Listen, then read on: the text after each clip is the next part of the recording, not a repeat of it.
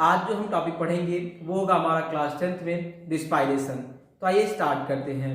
देखिए respiration means होता क्या है भाई, श्वसन।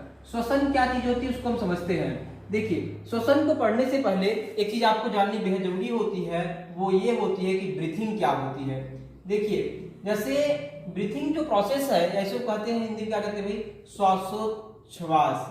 श्वासोच्छ्वास क्या चीज होती है भाई, श्वासोच्छ्वास से अभी तक आप छोटी क्लास में जो पढ़ के आए होंगे कि सांस लेने को हम श्वसन कहते थे, लेकिन यहाँ पे क्या है, जो हम सांस लेने की प्रक्रिया होती है उसी को हम ब्रीथिंग या श्वासोच्छ्वास कहते हैं। तो श्वसन क्या होता है इसको समझेंगे अभी हम। श्वसन में क्या होता है, श्वसन में हम किसी भी जितने भी कार्बनिक पदार्थ हम खाए हुए होते हैं, जो भी भोज्य पदार्थ हम लिए होते हैं, उन्हीं को हम तोड़ते हैं, यानी उसका ब्रेक करते हैं, उससे एनर्जी प्राप्त करते हैं। वो किसमें होता है भाई, श्वसन में। यानी श्वसन एक ऐसी प्रक्रिया होती है जिससे हम भोज्य पदार्थों को तोड़ करके, जिसमें भोज्य पदार्थों को तोड़ करके हम ऊर्जा की प्राप्ति करते हैं। जबकि ब्रीथिंग क्या होती है, यहाँ पे सिर्फ और सिर्फ ऑक्सीजन को हम ग्रहण करते हैं, यानी जो ऑक्सीजन होती है वो अंदर ली जाती है और कार्बन डाइऑक्साइड जो होती है वो बाहर की जाती है।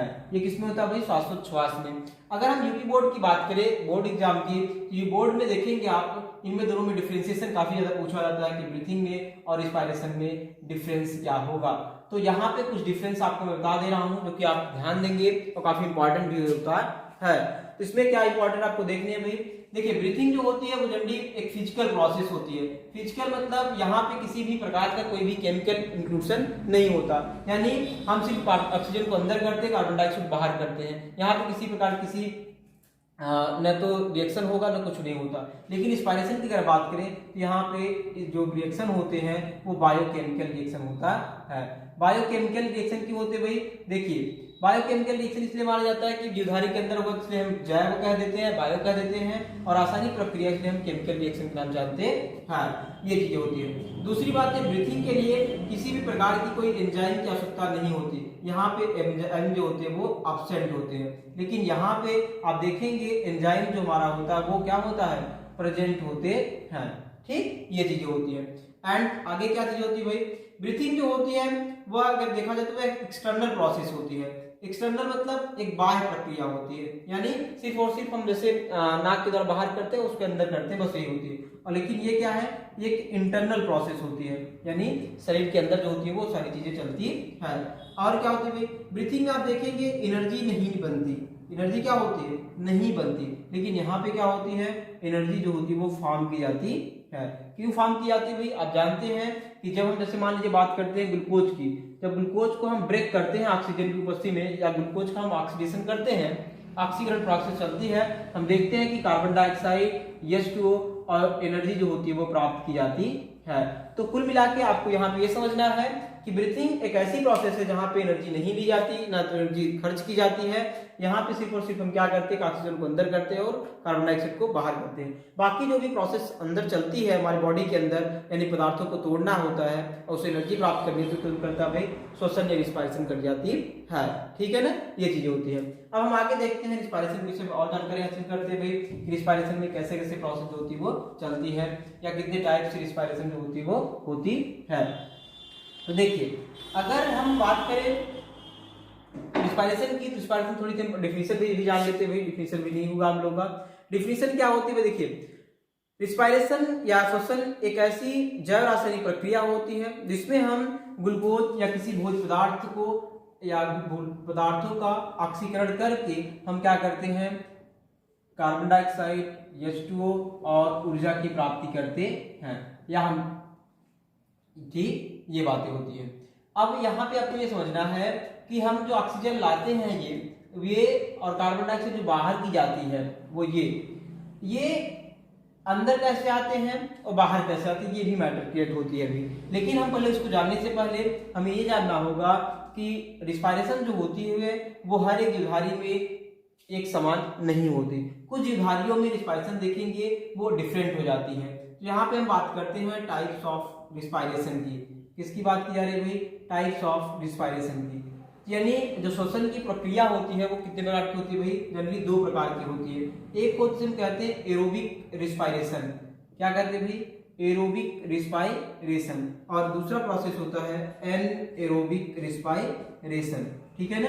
देखिए एक बात आप ध्यान देंगे कि रिस्पायरेशन की जो प्रोसेस होती है जनरली, यहाँ से क्वेश्चन जो होते हैं वो काफी ज्यादा पूछे भी जाते हैं कि श्वसन जो होती है वो दो प्रकार में जो होती है, वो एरोबिक और एनरोबिक में डिफरेंशिएशन क्या होते हैं, या फिर ब्रीथिंग और रिस्पायरेशन में डिफरेंस क्या होते हैं, ये आपसे पूछे जाते हैं, इसलिए आप उसको ध्यान से देखेंगे।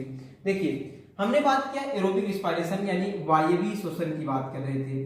वायवीय श्वसन की अगर आप बात करेंगे तो वायवीय श्वसन में आप जनरली देखेंगे ऐसा श्वसन या हम ऐसी श्वसन की प्रक्रिया जिसमें ऑक्सीजन यानी O2 ग्रहण की जाती है या O2 किसी पदार्थ का ब्रेक करता है, उसे उसका ऑक्सीडेशन करता है, तो हमसे क्या कहते हैं, वायवीय श्वसन कहते हैं। और अवायवीय में क्या होता है भाई, यहाँ पे ऑक्सीजन जो होती है वो एब्सेंट होती है, यानी बिना ऑक्सीजन के अगर किसी पदार्थ का ऑक्सीकरण किया जाता है हम उसे क्या कहते हैं, एनरोबिक रिस्पायरेशन कहते हैं। इसी का दूसरा नाम आप देखेंगे रखा जाता है, इसे हम कहते हैं, ठीक है, ये चीज होती है यानी किण्वन में जो होती है वो।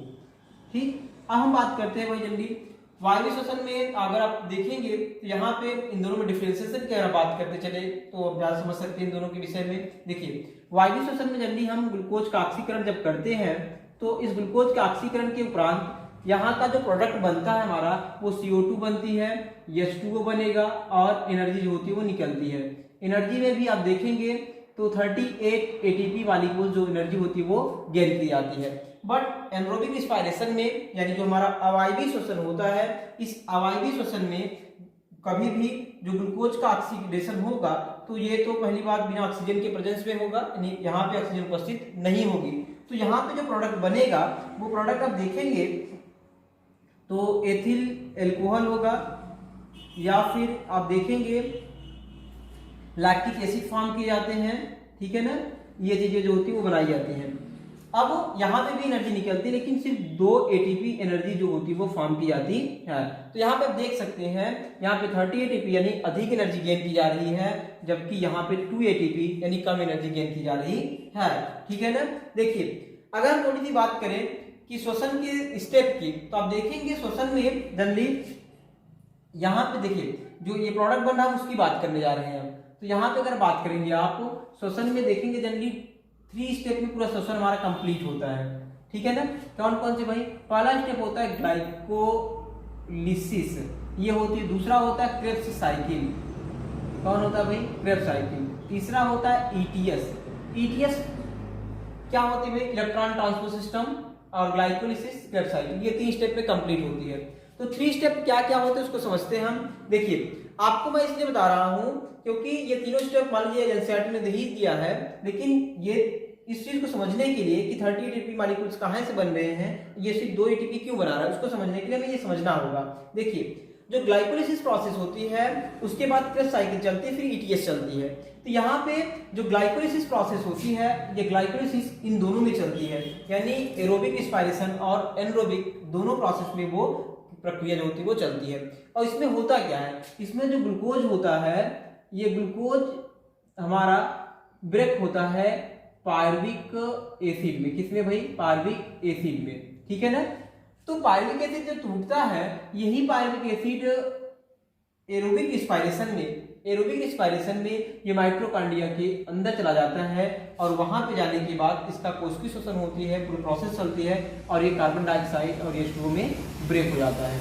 लेकिन अगर हम एनरोबिक रिस्पायरेशन की बात करें तो हम देखते हैं कि ये प्रोसेस तो चलती है लेकिन ये आगे के दोनों प्रोसेस जो होते हैं वो नहीं चलते, और जिसके कारण यहाँ पे जो बना हुआ 2 ATP मॉलिक्यूल्स हमारा बनता है यही बना रह जाता है, बाकी ATP जो मॉलिक्यूल्स होते हैं वो नहीं बन पाते, ये चीजें होती हैं। और दूसरी बात आप समझ लेंगे कि इनके अगर एग्जाम्पल की बात करें आप तो देखिए इनके एग्जाम्पल में क्या क्या होते हैं भाई, जनरली ये एनरोबिक रिस्पायरेशन के एग्जाम्पल आपको ध्यान देने हैं, बाकी जितने भी बचे से प्लांट या एनिमल सब आप जानते हैं कि इनमें सब में क्या होता है, वायवीय श्वसन होगा। इनमें से आप क्या देखते हैं, फंजाई आती है, फंजाई यानी कवक जो होता है उसमें आप देखेंगे कौन सा प्रोसेस होगा, एनरोबिक रिस्पायरेशन जो होती है वो होती है। इसके अलावा आप देखेंगे तो कुछ स्टेप और भी होती है, जैसे हमारी जो मांसपेशियां होती हैं, मांसपेशियां इनमें जब ऑक्सीजन की कमी पड़ती है तो ये भी ग्लूकोज को कार्बन डाइऑक्साइड या H2 में ना तोड़ करके बल्कि लैक्टिक एसिड में कन्वर्ट करने लगती है। क्यों करती है भाई, क्योंकि जब हम ऑक्सीजन की कमी होती है यानी लैक ऑफ ऑक्सीजन, तब हम क्या करते हैं हमारी मांसपेशियां इस ग्लूकोज को लैक्टिक एसिड में तोड़ने लगती है। ये बातें होती है। तो ये तो पूरा स्टडी था किसके विषय में, रिस्पायरेशन के विषय में, कि टाइप्स ऑफ रिस्पायरेशन क्या होते हैं। अब हम आगे देखेंगे इसमें अगले वीडियो में कि ये जो ऑक्सीजन आ रही है वो किस प्रकार से कोशिका के अंदर पहुंचती है, कैसे उसका ब्रेक होता है। अभी तो हमने सिर्फ ये जाना कि रिस्पायरेशन कितने प्रकार की होती है, ये बातें थी। ठीक है ना। अगर वीडियो आपको पसंद आई हो तो शेयर करें और वीडियो को लाइक जरूर कर दें।